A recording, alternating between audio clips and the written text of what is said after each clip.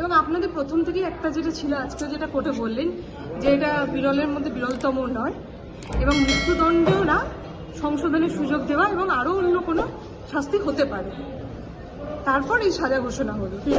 কি বলবেন? আজকে সেন্টেন্সিং এর হিয়ারিং এর জন্য ছিল, আগের ডেটে জাজমেন্ট ডিক্লেয়ার করা হয়েছিল, আপনারা জানেন, কনভিকশন দেওয়া হয়েছিল।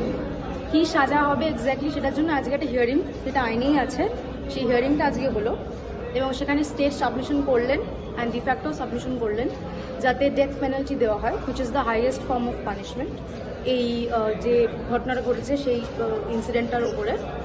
এবং আমরা সেখানে ওটাকে চ্যালেঞ্জ করে সাবমিশন করলাম যে how supreme court itself has said যে যদিও রেয়ারেস্ট অফ রেয়ারেস্ট কেসে ডেথ পেনাল্টির প্রভিশন আছে অ্যান্ড ইটস নট আনকনস্টিটিউশনাল, তাও তখনই ডেথ সেন্টেন্স দেওয়া হবে যখন আর কোনো অল্টারনেটিভ পানিশমেন্টের আর কোনো কার্যকারিতা নেই, এবং সেটা লার্নেড কোর্ট বিচার করবেন।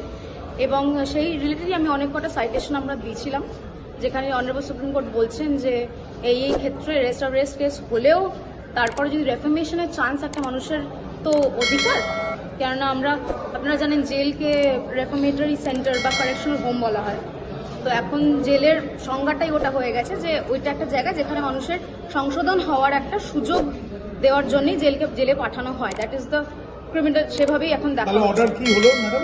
অর্ডারে হলো যে ডেথ পেনাল্টি, জজ সাহেব এসে বললেন যে ডেথ পেনাল্টি উনি দিচ্ছেন না, আমাদের সাবমিশনটা কনসিডার করা হয়েছে এবং আমাদের জাজমেন্টগুলো কনসিডার করা হয়েছে, এবং লার্নেড কোর্ট বললেন যে এটা রেয়ারেস্ট অফ রেয়ারেস্ট কেস নয় এবং তাই জন্য হাইয়েস্ট যে সাজাটা দেওয়া হয়েছে দ্যাট ইজ লাইফ ইমপ্রিজনমেন্ট। আপনারা কি আগামী দিনে হাইকোর্টের দ্বারস্থ হবেন?